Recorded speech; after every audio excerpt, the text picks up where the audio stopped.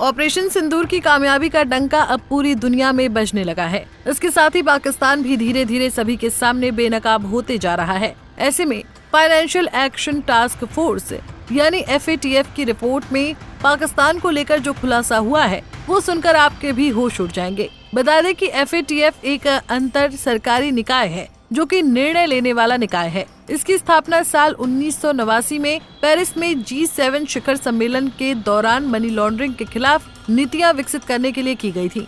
FATF की report में पाकिस्तान को लेकर कई चौंकाने वाले खुलासे हुए हैं। अब ये सब सुनकर आप भी सोच रहे होंगे कि आखिर FATF की रिपोर्ट में पाकिस्तान को लेकर क्या खुलासा हुआ है और ये पूरा मामला क्या है। दरअसल पाकिस्तान के मिसाइल प्रोग्राम को लेकर FATF ने बड़ा खुलासा किया है। वैश्विक आतंकवाद और मनी लॉन्ड्रिंग पर नजर रखने वाली संस्था फाइनेंशियल एक्शन टास्क फोर्स यानी FATF ने अपनी रिपोर्ट से पाकिस्तान को पूरी दुनिया के सामने एक्सपोज कर दिया है।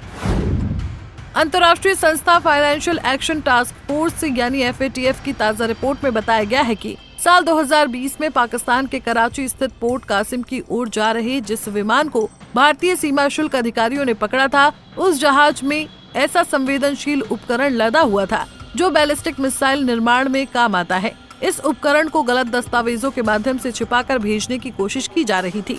FATF की रिपोर्ट के मुताबिक इस खेप का सीधा संबंध पाकिस्तान के नेशनल डेवलपमेंट कॉम्प्लेक्स NDC से था।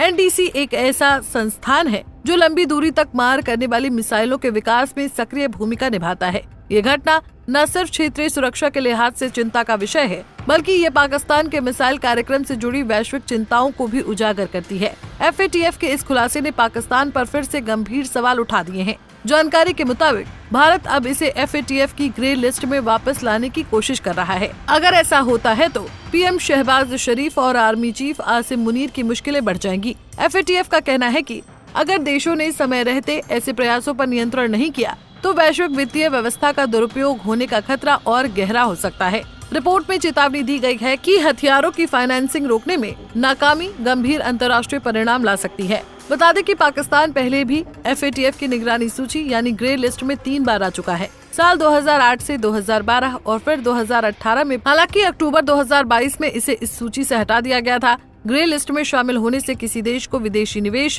कर्ज और आर्थिक सहयोग प्राप्त करने में बड़ी मुश्किलों का सामना करना पड़ता है। बहरहाल अगर देखा जाए तो इस पूरी रिपोर्ट से ये साफ होता है कि भारत की सुरक्षा एजेंसियों ने समय रहते एक बड़ी अंतर्राष्ट्रीय साजिश का पर्दाफाश किया है। यह न केवल भारत की चौकसी को दर्शाता है, बल्कि अंतर्राष्ट्रीय समुदाय के लिए भी एक चेतावनी है कि किस तरह कुछ देश गुप्त रूप से संवेदनशील तकनीक जुटाकर प्रतिबंधित सैन्य कार्यक्रमों को आगे बढ़ा रहे हैं।